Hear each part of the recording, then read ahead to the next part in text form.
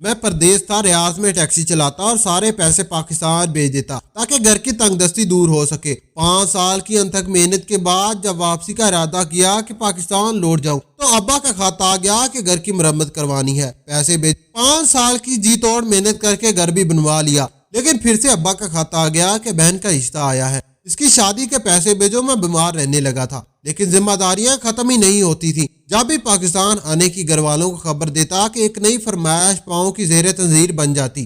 25 سال گزر گئے، میرے بال سفید ہو چکے، شوگر، السر، بلڈ پریشر، سب بیماریاں لگ چکی تھی، بہت تھک چکا تھا۔ مگر جیسے ہی ایئرپورٹ پر جاتے ہوئے جیب میں ہاتھ ڈالا تو جان ہی نکل گئی، کیونکہ وہاں پیارے ابا اور اماں جان، میں خیریت سے ریاض پہنچ گیا ہوں اور میں یہاں پر ٹیکسی چلانی بھی شروع کر دی ہے۔ اب آپ کو کسی قسم کی فکر کرنے کی ضرورت نہیں ہے، میں سارے قرضے کوشش کر کے جلد از جلد اتار دوں گا۔ آپ کا بڑا بیٹا ہوں اور بڑا ہونے کا حق بھی ضرور ادا کروں گا۔ میں جانتا ہوں اماں اور میری بیوی شگفتہ نے اپنا سارا زیور بیچ کر مجھے ریاض بھیجنے کا انتظام کیا ہے۔ انشاءاللہ میں آپ کی ساری امیدوں پر پورا اتروں گا، بس شگفتہ کا اور میرے بیٹے احمد کا بہت خیال رکھے گا۔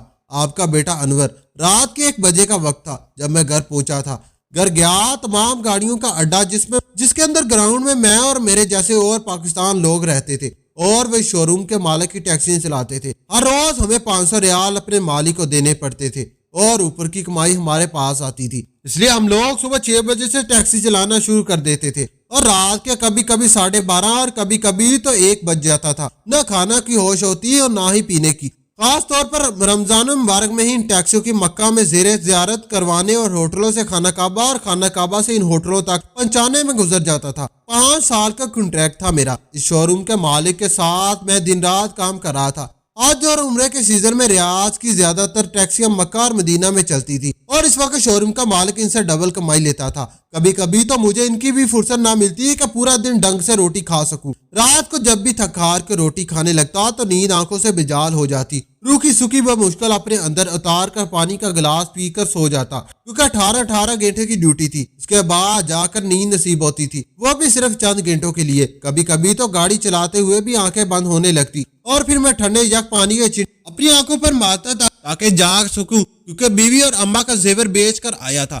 کچھ دوستوں اور رشتہ داروں سے بھی قرضہ لیا ہوا تھا۔ باپ نے منت سماجر کر کے اپنے بھائیوں سے بھی قرضہ لے کر ویزا لگوایا تھا، اس لیے مجھے احساس تھا کہ سب کچھ مجھے ہی کرنا ہے۔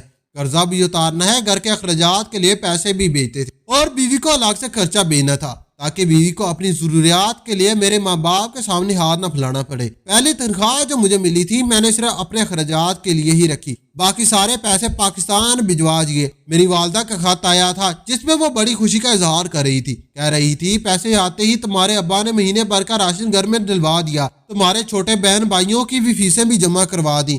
انشاءاللہ جب منور تھوڑا بڑا ہوگا تو کسی باقابل ہو جائے گا تو تمہاری ذمہ داریاں بھی کم ہو جائیں گی۔ ابھی تو وہ خود پڑھ لکھ رہا ہے۔ شگفتہ کو بھی الگ سے خرچہ دیا تھا۔ تمہیں پاکستان میں فکر مند ہونے کی ضرورت نہیں ہے، تمہاری اماں نے قرضہ بھی اتارنا شروع کر دیا ہے۔ ہاتھ میں اور بہت کچھ تھا، میری آنکھوں کے نیچے ہلکے پڑے ہوئے تھے۔ میں نے جو کبھی آج تک بازار کا کھانا نہیں کھایا تھا، ہمیشہ ماں کے ہاتھ کا کھانا کھاتا، یہ شادی کے بعد شگفتہ کے ہاتھ کا۔ اب بازار کا کھانا بذائقہ سا لگنے لگا تھا۔ کچھ پیسے بچانے کے چکر میں کبھی روکھی روٹی بھی اور پانی پی کر گزارا کر لیتا تھا تاکہ زیادہ سے زیادہ پاکستان پیسے بھیج سکوں۔ پہلا سال میرا بڑی مشکل سے کٹا تھا۔ 18 گھنٹوں کی ڈیوٹی کے بعد جب کمر توڑ کر تختہ ہو جاتی تو اسی شو روم کے نیچے حصے میں مقیم پاکستانیوں کے ساتھ میں بھی زمین پر بستر بچھا کر لیٹ جاتا۔ 15-20 منٹ ہم لوگ اپنی تنگ دستی کا رونا روتے رہتے۔ کبھی ماں کے ہاتھ کا کھانا یاد آ جاتا، کبھی بیوی کے ہاتھ کا ساتھ گزارا وقت، کبھی کچھ بیوی کی یاد آنے لگتی۔ میری آنکھوں کے سامنے میرا 1 سالہ بیٹا احمد جو ٹوٹے پھوٹے الفاظ بولتا ہوا دکھائی دیتا تو سارے دن کی تھکن اترنے لگتی۔ پھر سوچا کہ شگفتہ وہاں کیا کر رہی ہوگی، کیا اسے بھی میری یاد ستاتی ہوگی، شاید وہ بھی آنسو بہاتی ہوگی، میرے لیے دعائیں کرتی ہوگی میں جلد از جلد پاکستان لوٹ جاؤں۔ اسی دن مجھے شگفتہ کی یاد بڑی شدت سے آئی تھی۔ سوچا کہ پڑوس میں فون لگاتا ہوں، ایک اسے فون کرتا ہوں، اس سے بات کرتا ہوں۔ میں اس کی آواز کی بتاتی سننا چاہتا تھا، یہ سننا چاہتا تھا کہ وہ کہے کہ انور میرا تمہارے بغیر دن نہیں لگتا، کب آؤ گے؟ میں نے جیب سے سکے نکالے اور ٹیلی فون بوتھ پر چلا گیا۔ ایک سکہ ڈال کر بس پڑوس میں یہ پیغام دیا کہ میری بیوی کو جلد سے جلد بلا دیجیے گا، मैं ठीक 5 मिनट बाद फोन करूंगा। इसके बाद जब 5 मिनट बाद फोन किया तो फोन शगुफ्ता नहीं उठाया। पूरे 3 महीने बाद मैंने इसकी आवाज सुनी थी। कहने लगी इस बार के महीने के पैसे तुमने कम भेजे हैं, बच्चा बड़ा हो रहा है, मेरा गुजारा नहीं होता चंद हजार के नोटों से। अपनी माँ को तुम ढेरों सारे पैसे भेज देते हो, तुम्हें जरा भी एहसास मेरा नहीं है। इस बार मैंने मौसम गर्मा के कपड़े भी खरीदने हैं, अपने भी अहमद के भी,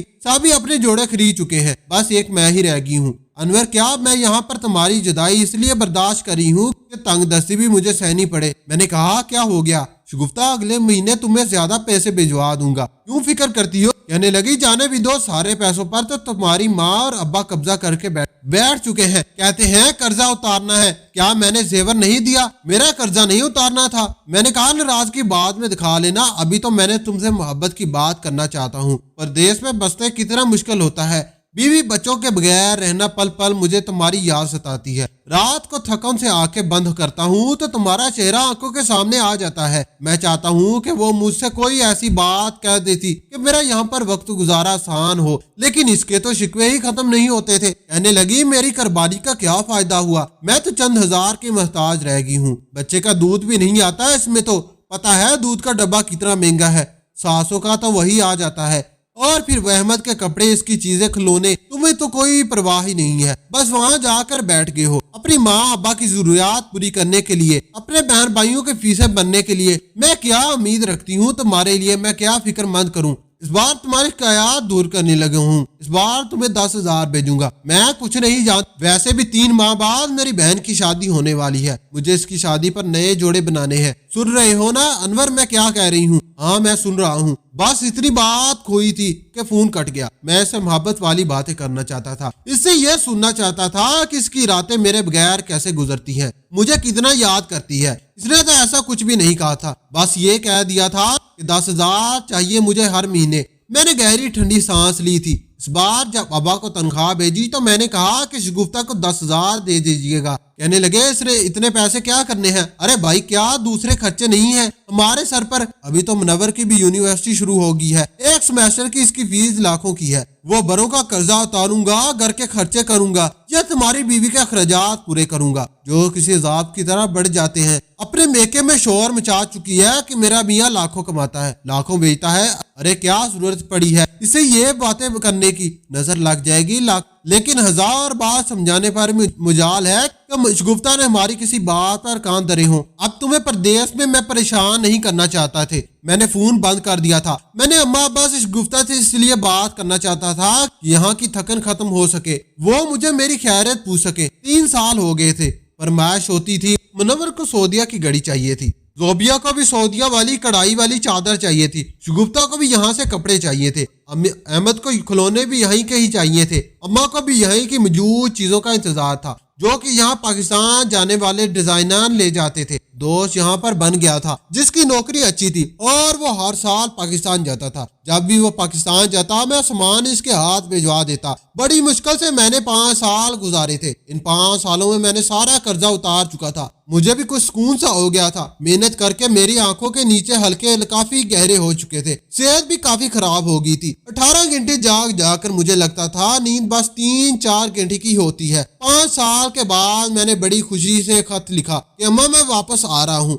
मुनव्वर की तालीम मुकम्मल हो गई है, इसे कहें कि वो भी कहीं नौकरी शुरू कर दे, मैं भी यहाँ आकर खूब मेहनत करूंगा, घर का गुजर बसर अच्छा हो जाएगा। मेरे खत का जवाब आया था तो मेरा दिल बुझ कर रह गया था। अब्बा और अम्मा का कहना था कि मुनव्वर तो नौकरी के लिए बड़ी कोशिश कर रहा है लेकिन अभी इसे नौकरी नहीं मिल रही, अब तुम यहाँ पर आकर रहोगे कहाँ? घर की हालत तो पहले ही बहुत ज्यादा खस्ता हो चुकी है। तुम्हारे अब्बा तो कह रहे थे घर का सारा सीमेंट उतर चुका है, अब जो पैसे आएंगे इन पैसों से घर की मरम्मत करवाएंगे, ऊपर की मंजिल की तमीर करवा लेंगे। जानते हो घर कितने छोटे से बस 2 कमरे हैं। घर के एक कमरे में तुम्हारी बीवी रहती है और दूसरे कमरे में हम लोग, हमारे ही कमरे में जोबिया को भी रहना पड़ता है और एक ड्राइंग रूम है जहाँ पर रात को मुनव्वर सोता है। हम जानते हैं कि दिन मुश्किल से गुजर बसर हो रही है और इस बार तो बरसात के मौसम में भी घर की छतें भी बहने लगी थी। अब तुम्हें हम इसलिए बातें ये नहीं बताते कि तुम सुनते ही प्रदेश में परेशान हो जाओ, लेकिन हमारा मशवरा यही है कि कुछ वक्त और लगाओ तो कल को तुम लोगों के ही काम आएगा। हम बूढ़ा बूढ़ी का क्या है,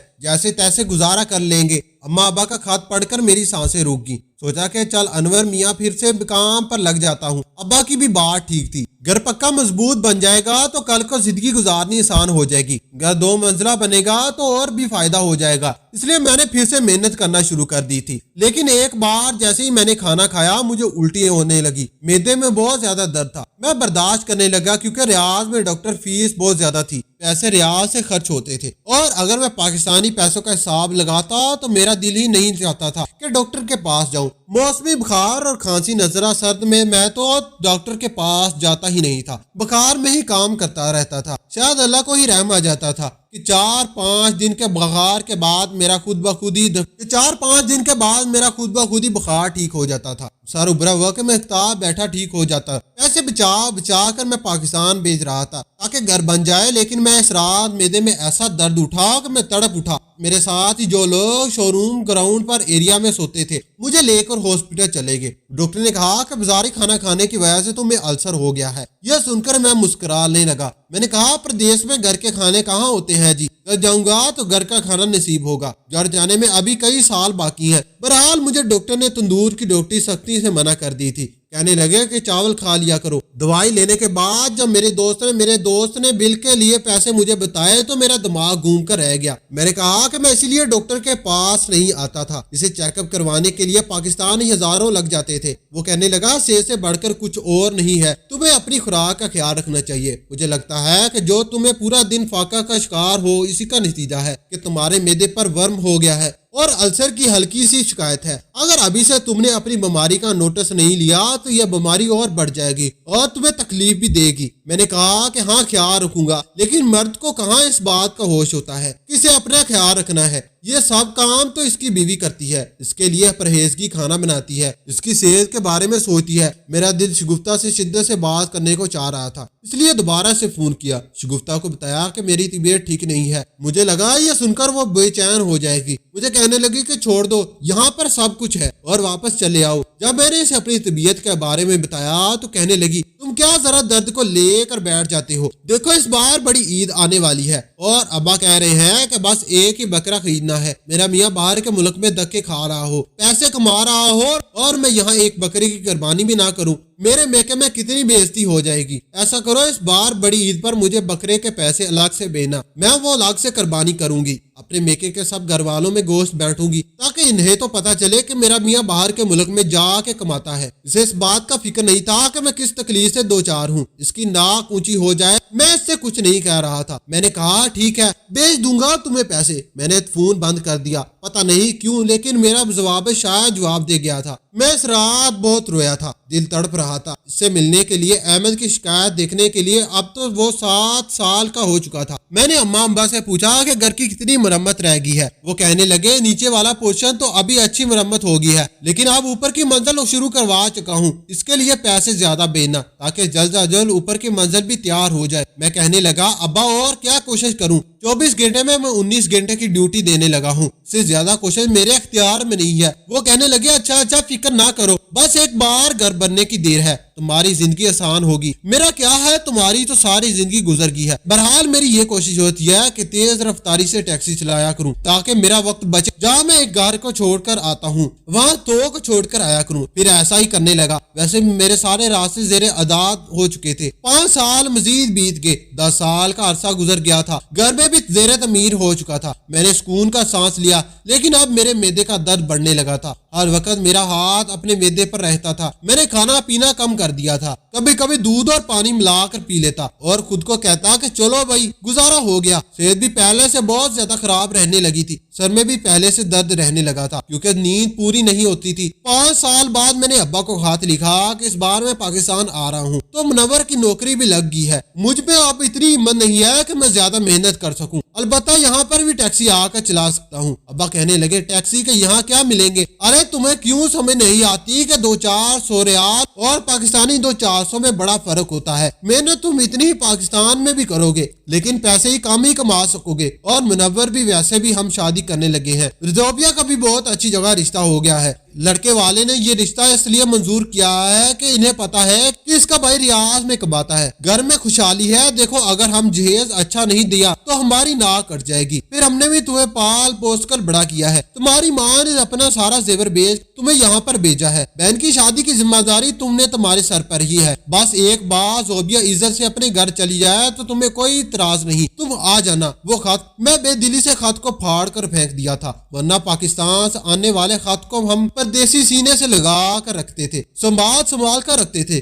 कई बार पढ़ते थे तो ऐसा लगता था कि पाकिस्तान से खत ही नहीं आया था, अपनों की खुशियां बस करवाई गई थी जिसे हम महसूस करने की कोशिश करते थे। लेकिन मेरे लिए आने वाले हर खत जज्बे से आदी होते थे, सिर्फ फरमाइश होती थी, जरूरत याद करवाना होती थी। कोई ये नहीं लिखता था कि बेटा तुम कैसे हो, तुम्हारी तबीयत कैसी है, तुम खाना ठीक से खाया है कि नहीं, रात को कितने घंटे सोते हो। उम्र से पहले सफेद होने लगते हैं, लेकिन जिम्मेदारियां खत्म होने का नाम ही नहीं ले रही थी। मैंने अब्बा का हाथ बेदिली से दूसरी तरफ खींचा, फिर शगुफ्ता का खात उठाया कि शायद इसमें ही शगुफ्ता ने कुछ लिखा हो कि जो मेरी दिल की तमानियत बख्शे। गर्मी बहुत ज्यादा होगी है। अब्बा ने तो कमरे में एक बड़ा सा एसी लगवा लिया है और मजाल है कि हमें कमरे में अंदर जाने की इजाजत दे। मैं कुछ नहीं जानती और अनवर मुझे एसी के पैसे चाहिए, मुझे एसी लगवाना है। मैंने इसके खात को भी बेदिली से फेंक दिया। कोई नहीं था जैसे शोहर की जरूरत थी, यहाँ बेटे की चाहत थी। शोहर था, ये चाहत सबको अपनी फरमाइशों का पता था। किसी को एसी चाहिए था, किसी को कुछ, बस बेटा और शोहर को कुछ नहीं चाहिए था। सोबिया मेरी ही जिम्मेदारियां थी, इसलिए मैंने अगले 5 साल वहीं गुजार दिए। वो अपने घर को चली गई। बड़ी धूमधाम से शादी हुई थी। अब्बा ने मुझे मोबाइल पर सारी मूवियां बनाकर भेजी थी। कहने लगे तुम्हें बहन की शादी की कमी महसूस नहीं होगी, लेकिन नहीं क्या पता तुम ये तस्वीरें और मूवी अपनों की कमी पूरी नहीं कर। सीने से लगाकर जो सुकून मिलता है। बहरहाल 5 साल और बीत गए। इसके बाद जब मैंने खत लिखा कि मैं वापस आना चाहता हूँ तो अब्बा को कोई जवाब खत नहीं आया। अलबत्ता शगुफ्ता का खत आया।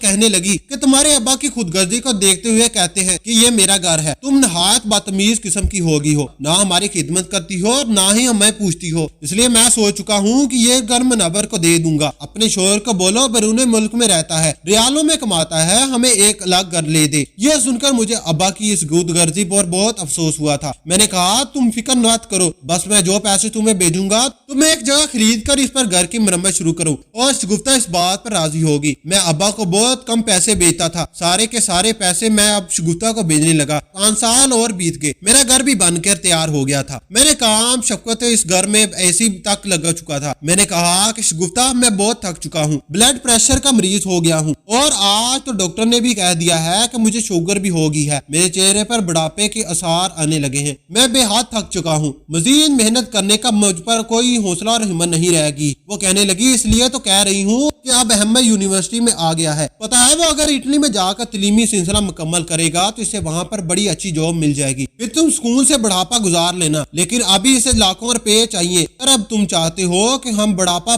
सुकून से गुजार सके तो बेटे के लिए मेहनत करो। जवानी मेहनत में गुजर गई और अब बुढ़ापा आ चुका था। मेहनत में जिम्मेदारियां पूरी करने में बहुत ज्यादा गुजार गया, लेकिन जिम्मेदारियां थी कि खत्म होने का नाम नहीं लेती थी। 5 साल और बीत गए। अब तो मेरे मैदे का अल्सर भी बहुत ज्यादा बढ़ चुका था। 25 साल बाद मैं अपनी ज़ेरे जमीन पर वापस जा रहा था और वो भी जानते थे क्यों, क्योंकि मैं आखिरी खत खोल कर पढ़ नहीं लगता था। अगर पढ़ लेता तो शायद 5 साल का इंतजार मुझे और करना पड़ता और शायद मेरी जिंदगी के ये आखिरी 5 साल ही बचे थे, क्योंकि मुझे मैदे का कैंसर हो चुका था। मजीद वक्त गुजारने का मतलब ये था कि अपने से मिलना। मैं कब्रों में ही पहुंच जाता। खुदा के लिए अपने परदेसी बेटों और भाइयों का और शोहरों का अपनी आज़ाइशों की खातिर खत्म ना करे। वो बेचारे बड़ी मेहनत से जाकर वो कमाते हैं। इनके पैसों को संभाल कर इस्तेमाल करें और इनके आने वाले खतों और फोन पर इनसे ऐसी बात न करें जो इन्हें फुर्सत इत्मीनान भी ना बख्शे। हमारे अच्छे जुमले भी किसी को सुकून और कुव्वत बख्शते हैं। अल्लाह सबकी रोटी अब इनके अपने शहरों और मुल्कों में बनाए। परदेश का अजाब बहुत बुरा होता है। आज की आपको यह कहानी कैसी लगी कमेंट बॉक्स में अपनी कीमती राय का जरूर कीजिएगा। वीडियो पसंद आई हो तो वीडियो को लाइक करें और दूसरों के साथ जरूर शेयर करें। मजीद इस तरह की समकाज कहानी और वाकयात सुनने के लिए हमारे चैनल को सब्सक्राइब जरूर करें। शुक्रिया। खुदा हाफिज।